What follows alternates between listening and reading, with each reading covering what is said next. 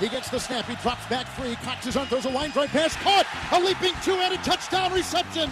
Julian Edelman, a yard inside the goal line. And New England has taken the lead on a 3-yard touchdown pass by Tom Brady. They beat their old Simon. 2:02 to go. It's 27-24, the New England Patriots. All right, this may be a bold statement, but I'm going to make it anyway. Go ahead, Julian Kicks. Edelman is the best 232nd pick in the draft in NFL history. I think that's probably a good call. I think that's probably I a think safe he should. bet. How much is he making? He should be making $10 million a year. I don't know what he's making. Matt can look it up. I mean, he is now. If he was playing for another team, he's not putting up those type of numbers or having that impact. He's got a great quarterback throwing to him, but he is so good.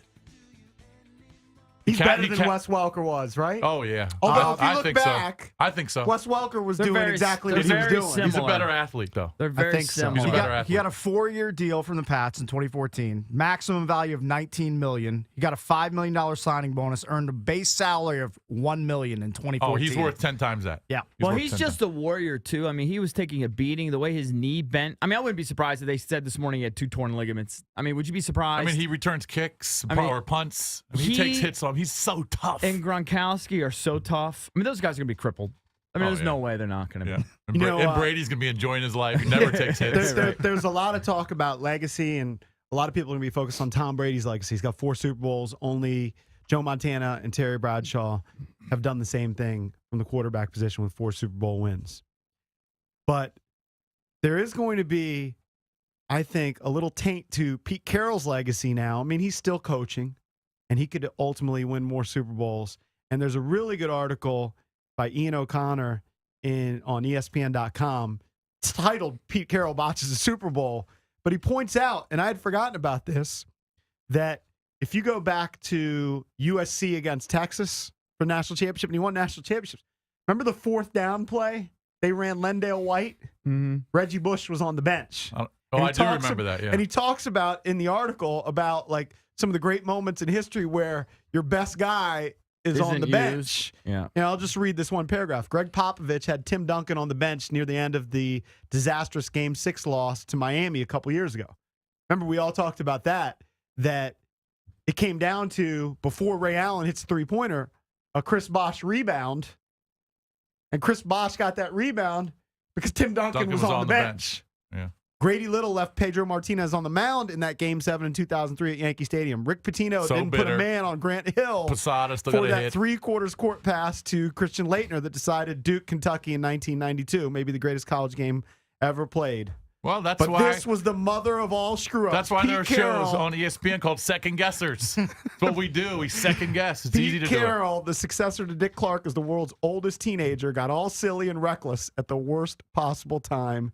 He cost his team the Super Bowl. This is unfair to say, but I was watching that game all along thinking that, you know what, Pete Carroll's just a great cheerleader, and Bill Belichick is just a tactician. Right. Now, that's not He's fair. ruthless. He's way more than that. Yeah. But if you had to sum it up, that's kind of how I look at it.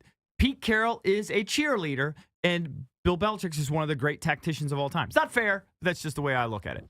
This is what Bevel said. Bevel said, I call the plays and I'm making the calls. Coach Carroll can tell me to do something different, but we communicate, we talk, and I make all of the play calls. Right. Well, I'm telling you, Carroll that was a said, Bevel Carroll call. said I believe that. He exonerated Wilson. He exonerated Bevel. He said, I made the decision. I said throw the ball, and we went with the play that we thought would give us the best chance to get in the end zone. We had great matchups for the call that we made, and it didn't work out. How come there wasn't a guy In that on the sense- sideline going, you sure you want to throw the ball here? We're about on the half-yard line, Pete. You Cakes. might want to run it. Cakes, throwing the ball, I don't have as much of a problem with. It's that throw. It's that no read, no time to throw it away. Right, if you're going to throw the ball, fake it to Marshawn, have the tight end, drag across the back of the end zone. Wide open. And he's like, throw me the ball. Nobody's Right. covering me. Throw it to the tackle eligible. Right, and if you Do can't anything. throw it to him, throw it out of bounds. But there's nobody who's going to say that Pete Carroll's a better tactician than Bill Belichick, because I don't think Bill so. Belichick will bring in a lineman, an extra lineman who'll be eligible. Right. And then you got to worry about that guy potentially catching the ball. Yeah. But if you go through it,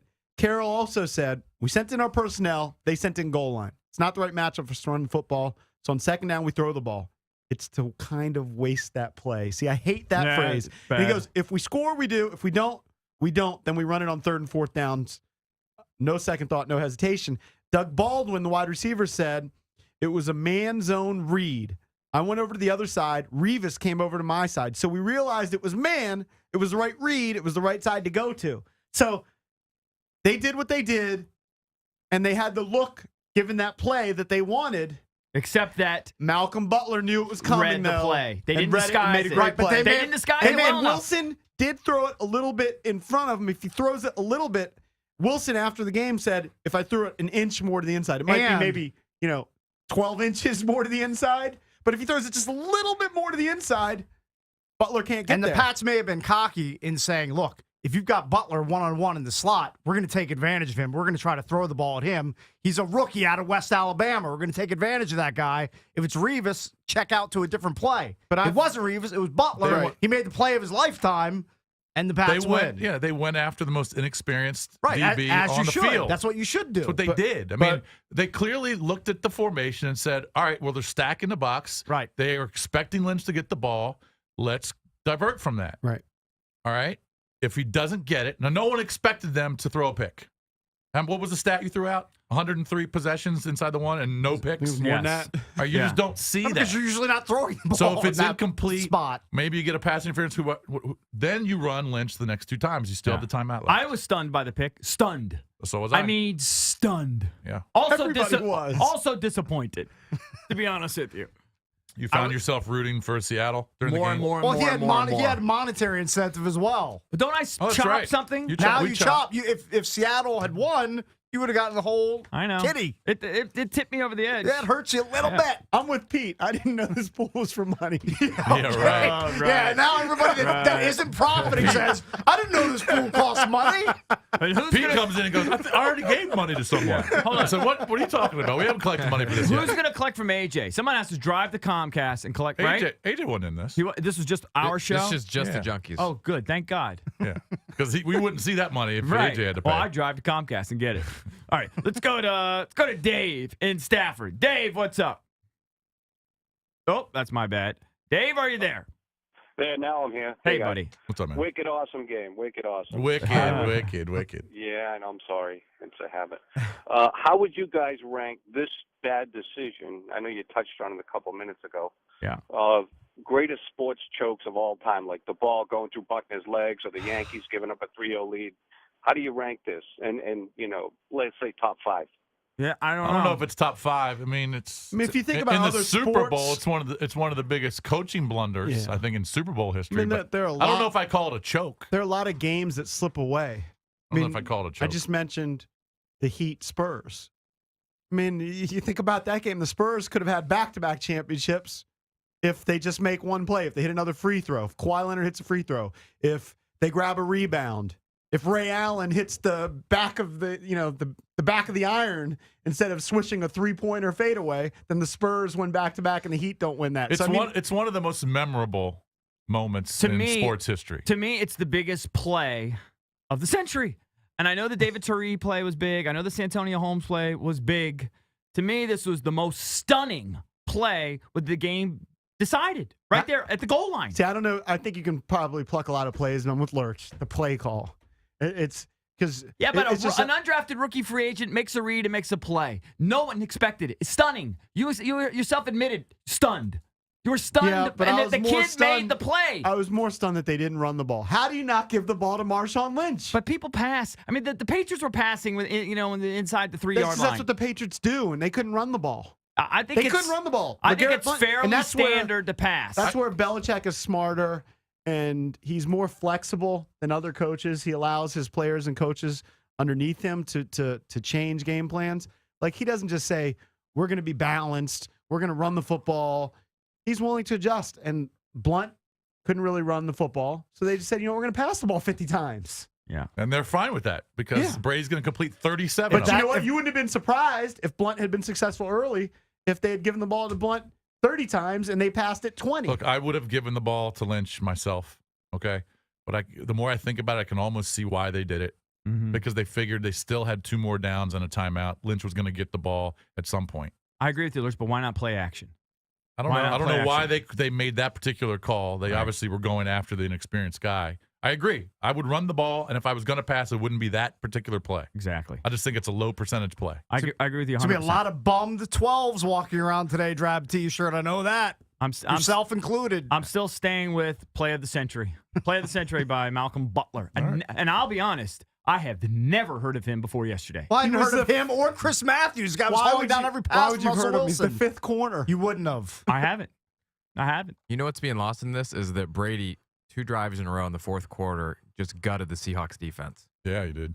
The That'd be legendary Seahawks defense gave up 2 touchdown I drives in the fourth thought quarter. they looked tired. See, Seattle looked They tired, looked tired. didn't they? Because they Sure. weren't getting to him. Well, they were on the field all day. They weren't getting I mean, to I How him. do you know- get to a guy who throws the ball in 1 second? Right. He's Yeah, throwing the ball to Vereen on 2-yard passes, throwing it to Edelman on 4-yard passes, throwing Well- it to Gronk on 7-yard No, passes. there were a lot of those too, but there were also a lot of them where he had to check off to another receiver, and they just couldn't get to him. Time of possession was only 33-26. It felt like 40-20 almost. Do you know what I mean? It just Especially in felt the like first New half. Well, England- especially Yeah. in the first half. Yeah. Yeah. All right, let's go to Brent in Leesburg. Hey, Brent. Hey guys, how you doing today? You're doing well. Hey, 2 things. One, I thought momentum in the game really was all about the Patriots. I felt like I was watching the Patriots play just a game, except for a small portion there, maybe in the third quarter. Second, clock management. You know, I don't think Seattle had any idea how to keep Tom Brady off the field, or if they did, it completely failed. And so you score in 3 minutes or in 30 seconds, like what we saw, and then Tom Brady gets the ball for another 7 or 8 minutes. You know, think if it's Aaron Rodgers or somebody like that, maybe both teams only get the ball 4 times, 5 times. Anyways, go 49ers. Yeah. Thanks. Bye. Thank you. I thought Brady was masterful. Yeah, he threw the first pick was a bonehead move. You see him doing that. The second pick, he threw it into a tight spot. Wagner made a good play on it. He made a great play. But just think about it. He dropped back 50 times against the best defense in the world and completed he was 37 carving They, them up. you know, in rally, I think they were the better team, and Oh, they have yeah, the I better agree. coach. I agree. And the better quarterback. Seattle, though, I'm still amazed at the end of that first half. And this was another reason why Seattle's lucky, and they gambled, and they gambled in the first half and they won, but they gambled obviously in the end and lost. But look at that drive. Get the ball on the 20-yard line with 31 seconds left. Right down the field. Hand off the turban for 19 yards. Run for another 17 yards. Was that Then Wilson? you have an incomplete pass. Then you have a completion to Lockett, who runs out of bounds. Then They threw call the touchdown timeout to with 6 Matthews. seconds left and touchdown to Matthews. I mean, it should have been 14-7, maybe 14-10 at the half, and they scored, and then they got the 10-point lead. I feel like they were kind of fortunate. Well, with 2.5 minutes to play in the first half, it was 7-0. Yeah. So they scored. They went back and forth, boop, boop, boop, in 2.5 minutes, and it was 14-all at the half. You were salty if you took the under, but you were great. You were feeling great at 7-0 with 2.5 yeah, minutes you were left. loving it. But then you saw 14-all. You figured, oh, we're a loser. Ultimately, you were. But the Patriots could have scored early, but for the Tom Brady bonehead interception. All right, give them 3 points, maybe 7. Yeah, that's true. Let's go to Jay in D.C. Jay, what's up? Hey, man, what's up, guys? Hey, how are you? Hello? Yeah, Yeah. What's up, man? Hey, man, I was just calling to say that nobody talking about what a great play that Bill Belichick made by not calling the timeout right there. Yeah, it's true.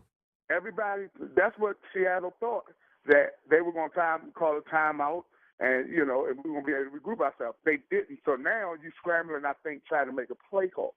At that point, throwing inside the 1-yard line, you're throwing it to the teeth of the defense. Only thing that can happen is a tip ball or incompletion. Nothing good could have came from that. But one thing, this is the irony in the game. Remember when they scored a touchdown pass on Darrell Revis? Mm-hmm. Richard Sherman got in the camera Yeah. and made sure he put up 2-4. 2-4. Guess what? That's the end of your points. That's all you ended up with, 24. Stick that in your I don't think tailpipe he was and doing smoke it. points. I Thank think you, you can buddy. interpret it. I think he was calling out Darrell Revis I and wears don't- number 24. I don't know. Drab, was he calling out Revis or was he The putting the announcers scoreboard? made it sound like he was calling out Revis. Because it was 24-14 at Yeah, that honestly, point. I have no idea. Yeah. But I guarantee you, Sherman doesn't care about that. Yeah. I did see Browner ran up and got in Sherman's face after the game, after the interception. Oh, he did. Oh, Like yeah. shoved his nose in Sherman's nose. All right. Phone number is 800-636-1067. What Talking a about the game. incredible Super Bowl here on the Junkies. 106.7 The Fan. Traffic.